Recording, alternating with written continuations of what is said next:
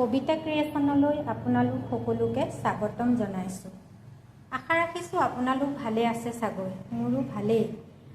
আজি আমৰ আচাৰ বনাম, সেয়েহে ভাবিলোঁ ভিডিঅ'টো আপোনালোকৰ আগতো শ্বেয়াৰ কৰোঁ। মই আচাৰ বনাবলৈ 13 কেজি আম আনিছোঁ আৰু আমখিনি এতিয়া মই ভালদৰে ধুই ল'ম।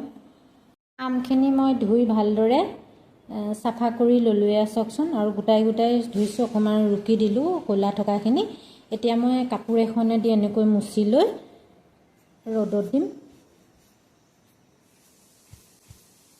তেতিয়া মানে সোনকালে শুকাই যায় আৰু অলপ কাপোৰ এখন দি মুচি দিলে।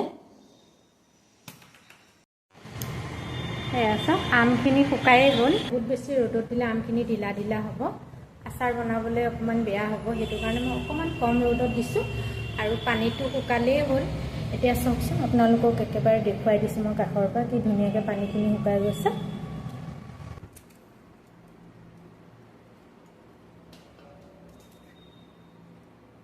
এয়া চাওক, এনেকুৱা কৰিছোঁ।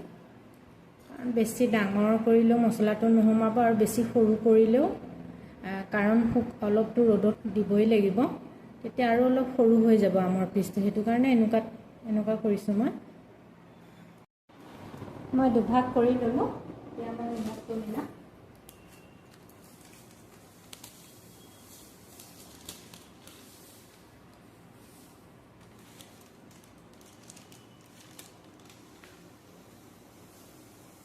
নিমখ যিহেতু বেছিকেই লাগিব,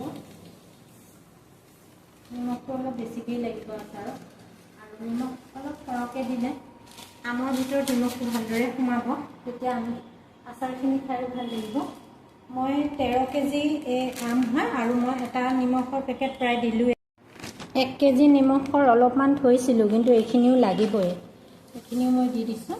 ইয়াতে অলপমান কম হৈছে, কাৰণ আমটো অলপমান টেঙা আমত নিমখৰ পৰিমাণটো অলপ বেছি লাগে। নিমখখিনি ভালদৰে মিক্স কৰি ল'লোঁ, ঢাকোন মাৰি থৈ দিম। আৰু ঢাকোনখন দিওঁতে আপোনালোকে এটা কথা মন কৰিব, ঢাকোনখন ভালদৰে লাগিব। যদি ধৰক ফাঁক হৈ থাকে, পোক পৰুৱা সোমাই যায়, তেনেহ'লে আচাৰটো বেয়া হ'ব পাৰে।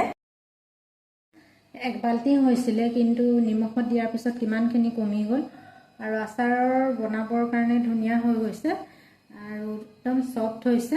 এতিয়া নিমখৰ পানীখিনি পেলাই এতিয়া হালধি সানিম, আৰু এই পানী চাওকচোন কিমান পানী ওলাইছে। পানীখিনি যদি আচাৰত থাকে তেনেহ'লে আচাৰখিনি ভেঁকুৰ লাগিব। ফুটা থকা এখন বাচনত মই পানীখিনি যাবৰ কাৰণে থৈছোঁ।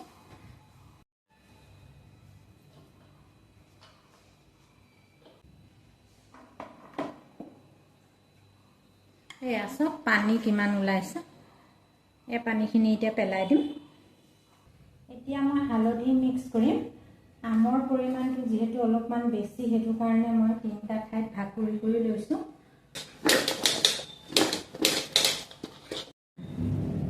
আমি যদি আমৰ আচাৰটো ষ্টেপ বাই ষ্টেপ কৰোঁ, তেনেহ'লে আমাৰ আচাৰখিনিও ভাল হ'ব। প্ৰথমতে নিমখত দি থৈ দিলোঁ 4 দিন, তাৰপিছত এতিয়া হালধি সানিলোঁ নিমখৰ পানীৰ পৰা উঠাই, তাৰপিছত হালধি মিক্স কৰি আমি ৰ'দত দিওঁতে এই ছাইডটো মানে বাকলি ছাইডটো তলৰ ফালে কৰি দিব লাগিব, আৰু মঙহৰ ছাইডটো ওপৰ ফালে কৰি দিব লাগিব।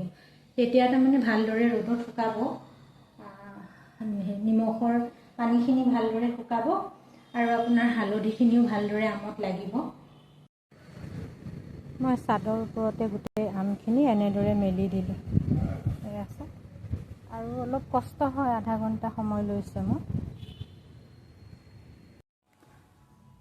আমখিনি মই এদিন পূৰা ৰ'দত দিলোঁ, যিহেতু ৰ'দটো অকণমান চোকা আছিলে, আৰু আমখিনি খুব ভালকৈ শুকাই গৈছে। এয়া চাওকচোন, আৰু এনেকুৱাই হ'ব লাগে। ইয়াতকৈ যদি বেছি আমি শুকুৱাই দিওঁ তেনেহ'লে আচাৰটো অকণমান টান হ'ব। সেইটো কাৰণে এতিয়া হালধিখিনিও খুব ধুনীয়াকৈ মানে আমখিনিৰ লগত মিলি গৈছে। এতিয়া আচাৰ বনাবৰ কাৰণে হৈ গৈছে। যিহেতু মোৰ আমৰ পৰিমাণটো অলপ বেছি, কাৰণে মই মছলাখিনিও বেছিকৈ ল'ব লাগিব পৰিমাণটো। আৰু এইখিনি পাঁচফোৰণ হয়। মই অকণমান গৰম তেলত পাঁচফোৰণখিনি ভাজি লৈছোঁ। যিহেতু পাঁচফোৰণ আমৰ আচাৰত বা যিকোনো আচাৰত দিলে খুব ধুনীয়া এটা গোন্ধ ওলায়, সেইটো কাৰণে পাঁচফোৰণ দিব লাগে। আৰু মই সাধাৰণতে আচাৰত কেঁচা তেলেই ব্যৱহাৰ কৰোঁ, কিন্তু মই এই পাঁচফোৰণখিনি গোন্ধ কেঁচা তেলত দিলে নোলাব, সেইটো কাৰণে মই অকণমান গৰম তেলত পাঁচফোৰণখিনি দি লৈছোঁ। তাৰ লগতে মই মছলা দিবৰ কাৰণে অকণমান নিমখো মই গৰম তেলত দিছোঁ। আৰু আমতটো মই আগতে নিমখ দিছোঁৱেই, কিন্তু মছলাৰ কাৰণে অলপ নিমখ দৰকাৰ হ'ব, সেইটো কাৰণে একেলগে মই পাঁচফোৰণৰ লগতে নিমখখিনি দিছোঁ।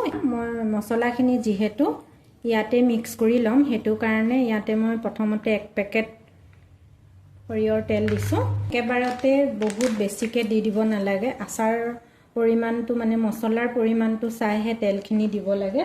আমি যদি ষ্টেপ বাই ষ্টেপ আচাৰটো বনাওঁ তেনেহ'লে খাবলৈও খুব সোৱাদ হয় আৰু বহুত দিনলৈ আচাৰটো ভালেও থাকে। এতিয়া প্ৰথমতে মই তেলখিনি দিলোঁ, পাঁচফোৰণখিনি আৰু নিমখখিনি অকণমান লৰাই দিছোঁ। মছলা মই ইয়াতে এড কৰিম। প্ৰথমতে মই জিৰা গুড়ি দিছোঁ। যিহেতু মোৰ আচাৰ প্ৰায় আম 13 কেজি হয়, সেইটো কাৰণে মছলাৰ পৰিমাণবিলাকো অলপ বেছিয়ে লাগিব। তথাপি ধৰক কিছুমান মছলা অলপ কমকৈ দিব লাগে, নহ'বা আচাৰটো তিতা লাগিব। আৰু এইটো মই জিৰা দিলোঁ আৰু এইটো ধনিয়া দিছোঁ।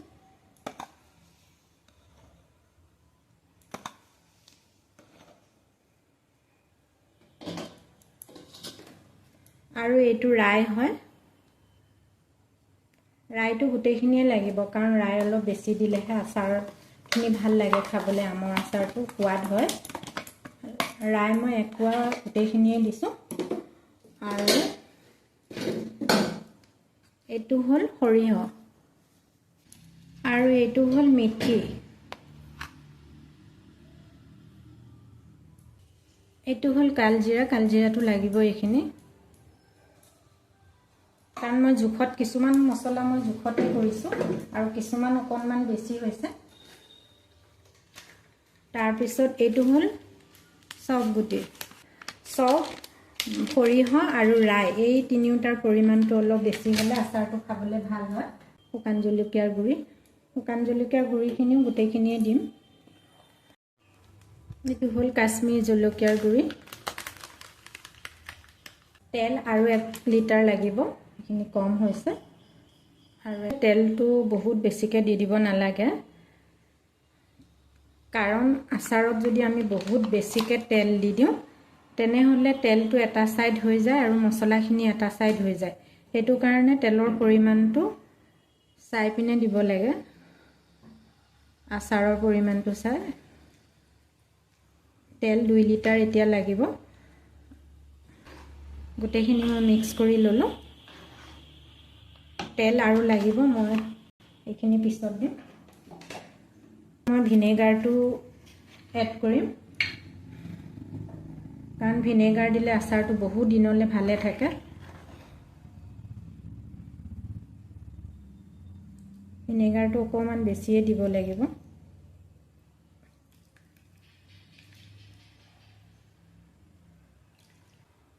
মছলাখিনি দিয়াৰ লগে লগে খুব ধুনীয়া এটা গোন্ধ ওলাইছে।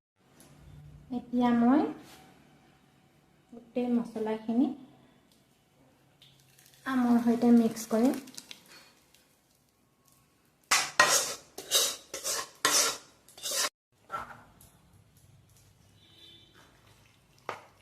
গোটেইখিনি মছলা মিক্স কৰিব লাগিব ভালদৰে।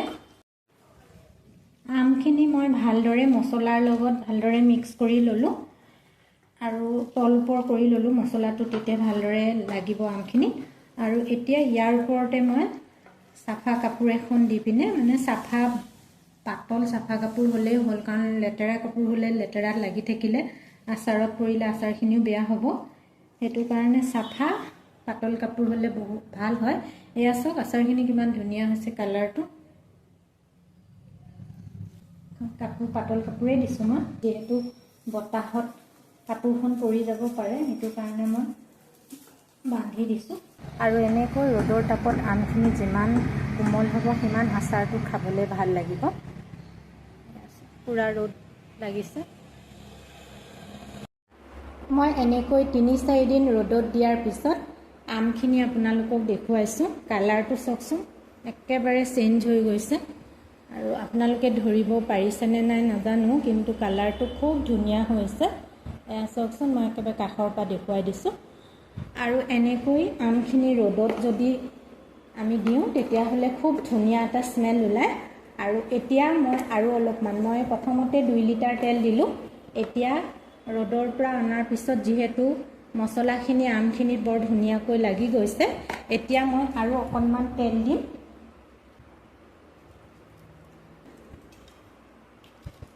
আপোনালোকে এবাৰ এনেদৰে আমৰ আচাৰ বনাবচোন, খুব ভাল লাগে আৰু বছৰটোৰ কাৰণেও আচাৰখিনি খুব ধুনীয়া হৈ থাকে।